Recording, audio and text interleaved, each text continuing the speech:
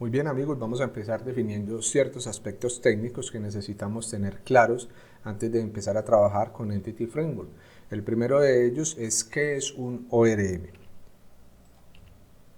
ORM significa en inglés Object to Relational Mapping, ¿sí?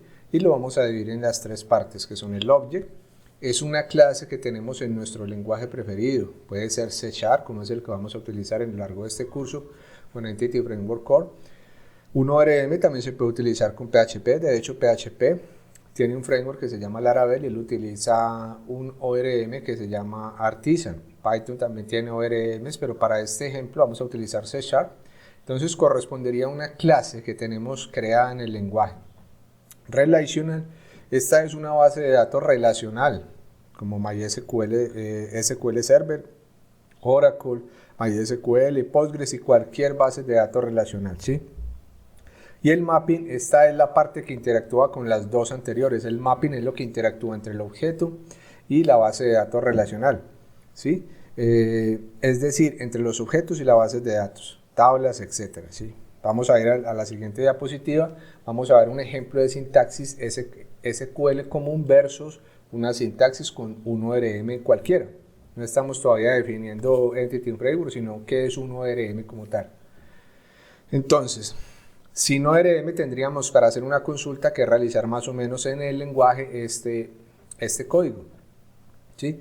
Donde hacemos un query, una consulta normal con select, selección email de la tabla de usuarios donde el nombre sea Andrés, ¿sí? Entonces él me va a traer el email donde encuentre tantos registros como sea posible donde el nombre sea Andrés, ¿sí?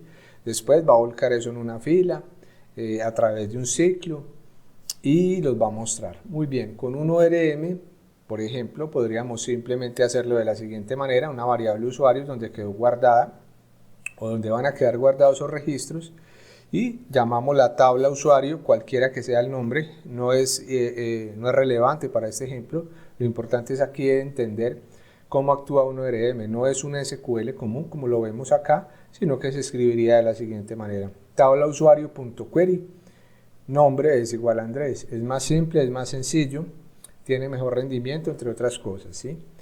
Vamos a seguir entonces con la siguiente diapositiva, cuáles son las ventajas de un ORM.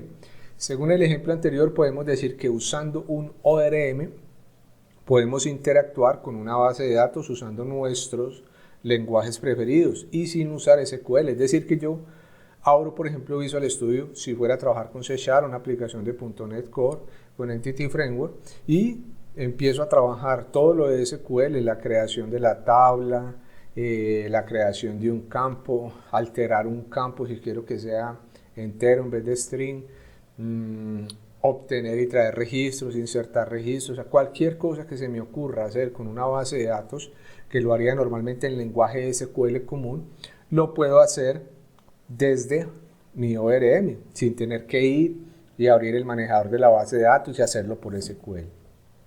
Se describe usando un lenguaje de programación, o sea, yo todo lo que es el trabajo con SQL lo haría desde el mismo código en Visual Studio, en ningún momento tengo que meterme a SQL Server o si estuviera trabajando con Oracle, al manejador de Oracle, no, todo lo hago desde las clases usando el mismo lenguaje de programación C#.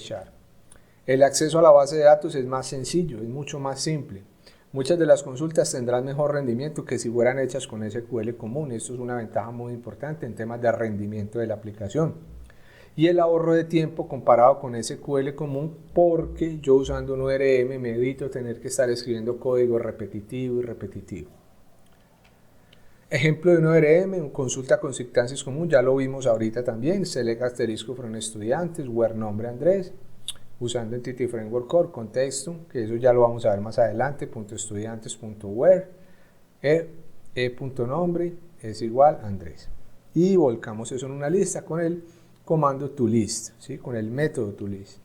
Es así de sencillo. Entonces, aquí hemos visto de manera general que es un ORM, no tanto aplicado a Entity Framework Core, sino en general que es un ORM que aplica para la gran mayoría de todos funcionan de la misma manera, es un manejador de base de datos y vamos a continuar en el próximo video.